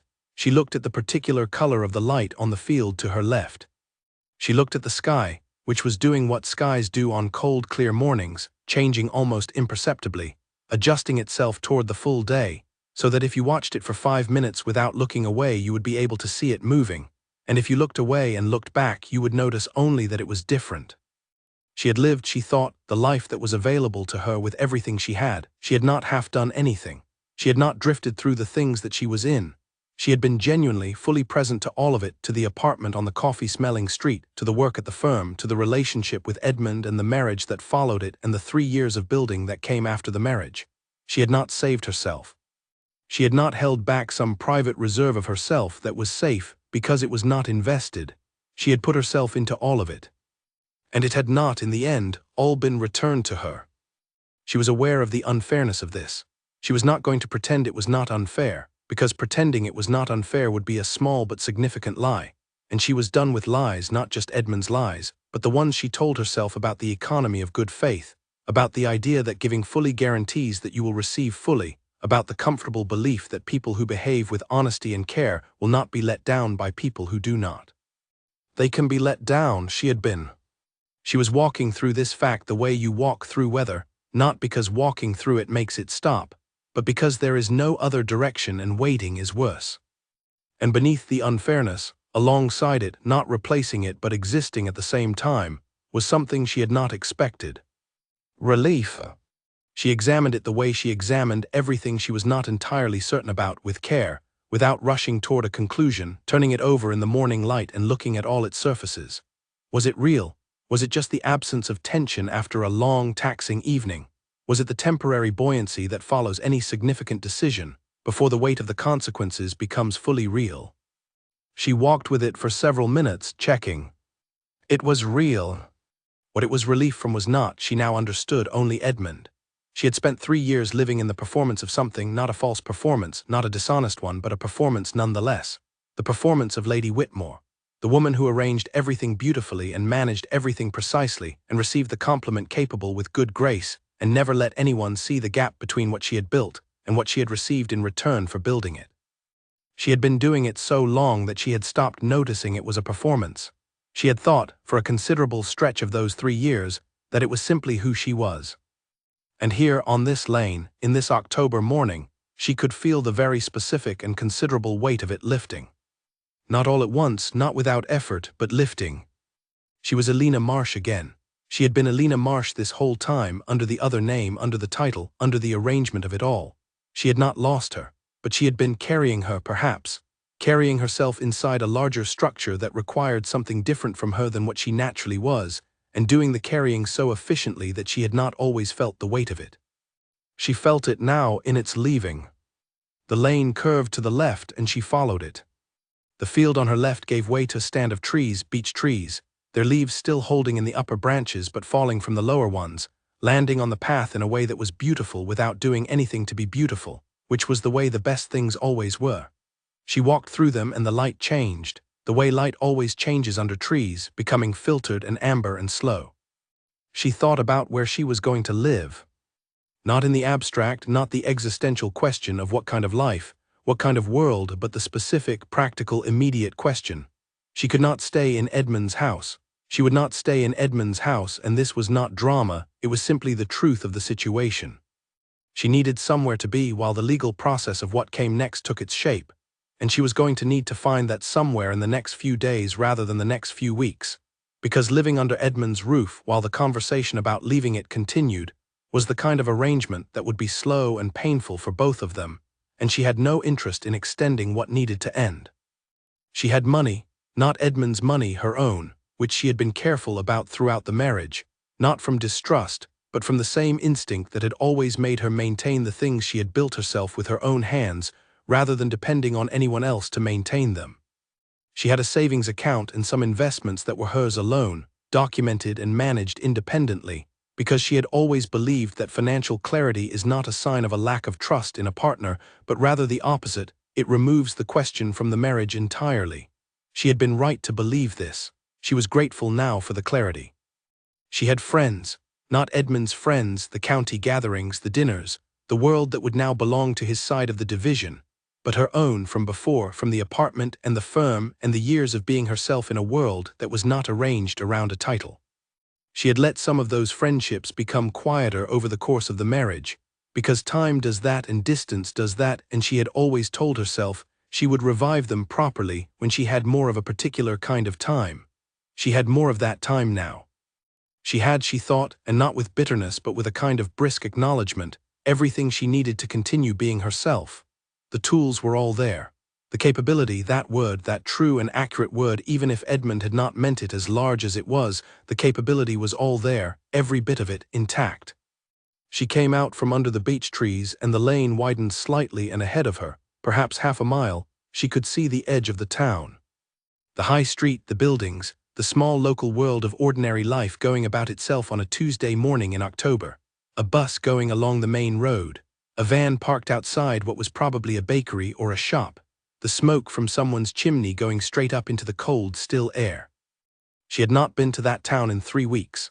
She had been managing the name-day dinner, and before that there had been other things Edmund's world required, and she had been doing them. She was going to walk into that town this morning, and she was going to go to the cafe on the corner that she had always meant to spend more time in but had not, and she was going to sit in it with a cup of tea, and she was going to be, for the duration of the cup, simply a woman in a cafe on a Tuesday morning. Not Lady Whitmore. Not capable. Not a hostess or a manager or an arranger of things. Just Elena. The thought of it was so simple and so direct that it did something unexpected to her chest. Not pain, not grief, something more like the feeling of a not releasing. The exact, very specific relief of a thing that has been held in tension for a long time finally being allowed to let go. She walked toward the town. She walked at the pace of someone with somewhere to be. She was going to be all right. She knew this with the same certainty that she knew the things she built were solid, because she had built herself with the same care and the same refusal to cut corners, and what she had built was not dependent on any particular house or title or arrangement of a dining room table. It was hers, it had always been hers. Behind her, the Whitmore estate sat in its October morning. The rose stems in the garden stood bare and honest. The dining room was quiet and would need to be cleared, and Harriet would come and clear it with her customary efficient care. The 22 embroidered napkins would be laundered and folded and put away in the drawer where they always lived. Her name was in those napkins, in old gold thread, in her own careful stitching, from a time before she was Lady Whitmore and after she had already become entirely herself. She would take the napkins. She walked on. She reached the town. The high street was doing the things high streets do on Tuesday mornings in October, a measured, unhurried commerce, the businesses open and attended, people moving through the space with the purposeful ease of people who know where they are going and have been going there for a long time. The greengrocer had his display arranged on the pavement outside, wooden crates of vegetables and fruit in the particular colors of the season, pumpkins in their orange rows, dark green cabbage heads, the last of the summer's apples mixed in among the autumn things. The newsagent had a sign in his window that Elena registered without reading. The bank was open. The pharmacist had a handwritten notice taped to the inside of his door about flu vaccinations. Ordinary things, completely ordinary. She walked through them and felt the extraordinariness of their ordinariness, felt it the way you feel things you have not noticed for a long time when you notice them again. The cafe was on the corner, as she had said to herself, a place she had been in 3 times over the course of 3 years, always briefly, always between something else, never just for the sake of being there. It was called something simple, she could not remember the name, only the red-painted woodwork of the door and the condensation on the inside of the window that always meant there were warm things being made within. She went in. It smelled of coffee and warm bread. She stood still for a moment just inside the door. Coffee and warm bread. The smell of the cafe across the street from the apartment on the street she had lived on before everything. Not the same cafe, not the same city, not even the same decade, but the same smell, the same particular combination of warmth and dark roast and yeast, and it hit her in a way that was neither painful nor sentimental but was simply vivid. A direct line from now to then, from this Elena to that one, a recognition. She went to the counter and ordered tea.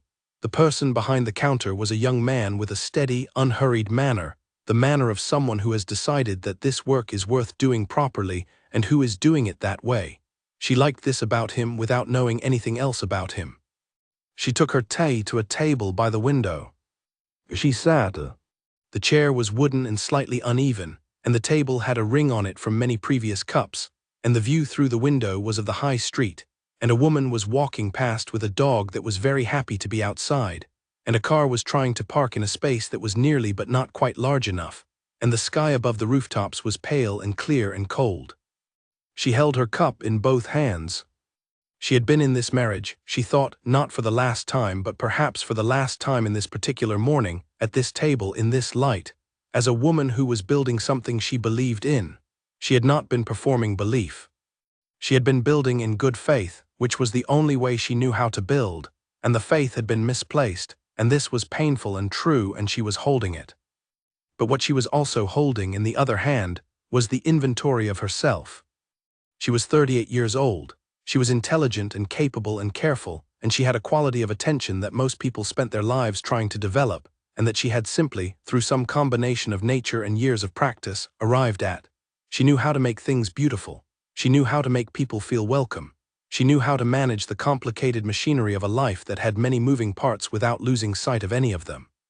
She knew how to stay at a table when leaving would have been easier, and she knew how to leave a table when staying would have required the wrong kind of staying. She had done both, last night and this morning. She was proud of both in the specific, unperformative way of someone who has not done a thing for an audience. She had done it for herself, because she was a woman who finished things that she had started, and she had started last night and she had finished it, and then this morning she had started the next thing. She did not know specifically what the next thing was going to look like. She knew some of its dimensions, the solicitors' meetings, the practical separation of the practical things, the finding of a place to live while the larger finding of a place to live was underway. She knew the near-term shape of the work, but the further thing, the life on the other side of the work, she did not yet know in any detail, and she found, sitting here with her tea, that she was not afraid of not knowing. She was, if anything, curious. This was new. Or rather, it was old, very old, the particular kind of curiosity she had had at 22 and 25 and 27, the curiosity of a woman who had not yet filled in the shape of her life, and found this not terrifying but interesting. She had lost it, somewhere in the efficiency of the last 3 years. Not entirely, she had never entirely stopped being curious. She was the kind of person whose curiosity was structural rather than occasional, but she had narrowed it. She had directed it almost entirely at the specific project of making the life she was in work as well as it could work.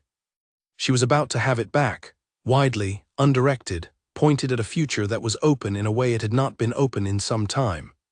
She drank her tea. At the table beside her, 2 women were talking with the comfortable fluency of people who have been talking to each other for decades. She caught fragments without eavesdropping, something about a garden, something about a sister's new arrangement in the city, something about a coat that one of them had seen and considered. Ordinary fragments of an ordinary Tuesday morning. She was in the middle of them, and it felt, with the specific and uncomplicated pleasure of a thing that is simply right, good. Marjorie Alderton called her at 10:30. The phone vibrated in her coat pocket, and she took it out and looked at the name and thought briefly about not answering, because she was not yet ready to receive concern from people she cared about. But this was Marjorie, and Marjorie did not do concern in the way of most people. Marjorie did something more useful. She answered. "I thought I'd call in the morning," Marjorie said without preamble or performance, "before you got too busy." "I'm in a cafe on the high street," Elena said. A brief pause. Good, Marjorie said, meaning you are out of that house, good. How is George? Alina asked.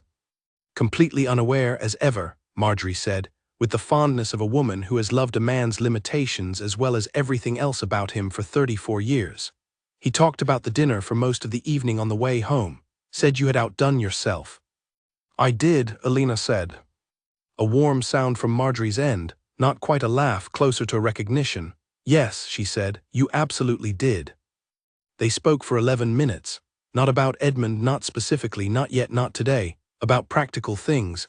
Marjorie had a friend who managed short-term furnished rentals in the city, good quality, very private, the kind of place you could be while things sorted themselves. She would pass on the contact. She would pass it on immediately, actually, while they were still speaking. She would send a message to her friend, while Alina was on the line so that the introduction was already made before they hung up. This was Marjorie. This was what she offered, not sympathy but action, not the acknowledgement of the difficulty but the tools to move through it. Alina took down the name and the number. She thanked Marjorie. Marjorie said, you don't need to thank me. She hung up. Philip Crane sent a message at 11. It said only, the restoration project has an interesting development. Call when you have time. She smiled at it. This was also Philip. This was how Philip kept a door open, not with a direct offer of support, which would have embarrassed them both, but with the dignified pretense of an ordinary reason to be in contact, inside which was the real thing, which was the message that he was there and she was not alone in navigating what came next. She would call him, not today, soon. She ordered a second cup of tea. The cafe had filled slightly since she arrived, a few more tables occupied now, the murmur of the room at a comfortable level. She sat in the middle of it and thought about the embroidered napkins. She had decided, walking back from the beech trees, that she would take them. They were her work, her hands. They were the clearest physical expression she had of what she had built and what she was, the care of them, the precision of the stitching, the choice to spend 20 hours making something that most people would have had made for them. She had made them because she was a woman who made things, and they were going with her. The title was something different. The title was a word that sat on her name like a garment borrowed for an occasion, and she was returning the garment. She had no bitterness about this. The garment had been well made and she had worn it well, and it had served the purposes of the occasion for which it had been borrowed, and now the occasion was over and it was time to give it back. She was Alina Marsh. She would be Alina Marsh going forward. Not as a diminishment, Lady Whitmore had never been larger than Alina Marsh, even when she was called by that name and given that weight. She had always been larger than the name. The name had been the container and she had been what filled it, and she was going to find a new container or build one, as she had always built things, with care, with attention, with the refusal to leave things half done. She looked out the window. The woman with the happy dog had come back, or another woman with another dog had passed, and the car that had been trying to park had either succeeded or given up, and the sky was a shade brighter now, the pale morning blue becoming something more definite. The greengrocer was rearranging his crates with the unhurried competence of someone who has been doing this for a long time and knows exactly how it should look. She watched him arrange the apples. She thought about the first morning in the apartment on the coffee-smelling street after the move, when she had stood in the small kitchen and looked at her things arranged around her and felt the very specific pleasure of a space she had made into hers. Not a grand space, not a space with history or weight or a name to carry, just a space that was good because she had made it good. She was going to do that again. On a Tuesday morning at some point not very far from now, she was going to stand in a kitchen that she had arranged, and she was going to feel that feeling, and it was going to be real. She was certain of this the way she was certain of things she had built with her own hands. It was the certainty of someone who knows what she is made of and what she is capable of producing. She finished her tea. She set the cup down on the ring that was already on the table, the ring left by many previous cups, the mark of all the people who had sat here before her and were gone now, and had left only this trace and were, in the way of all people who pass through ordinary places on ordinary mornings, entirely fine. She put on her coat. She picked up her phone. She pushed her chair back. She stood. The young man behind the counter noticed and gave her a nod, the nod of someone in the service of small, decent transactions who knows when one has concluded, and she gave him the same nod back, one honest person to another, in the middle of an ordinary morning. She walked to the door. She pushed it open. The air outside was cold and clear and very bright, the kind of October brightness that asks nothing of you but that you stand in it. And she stood in it for a moment, on the pavement, with the high street around her and the town going about its Tuesday business and her breath visible in the air in front of her. Then she walked. She walked without a destination. Not because she had nowhere to go, she had several places to go. In the near term and the medium term and the long term, she had a list of them already forming. She was that kind of person, and she was always going to be that kind of person. But because for this particular stretch of morning, on this particular pavement, she wanted the walk itself to be the point. She wanted to be a woman walking somewhere she had not yet decided on, which was the freest kind of walking there is. The town moved around her. She moved through it. The rose stems were back at the estate, honest in their bareness. The napkins were in a drawer, waiting with her name in them. The document was on the desk. And she was here. Present, complete, entirely Alina, moving through an October morning in the particular way of a woman who has given back what was not hers, and is walking toward everything that is. She had not hurried in. She did not hurry out. She simply walked, at the pace of someone who has somewhere to be, into the long continuing life that was waiting for her on the other side of everything she had just left behind.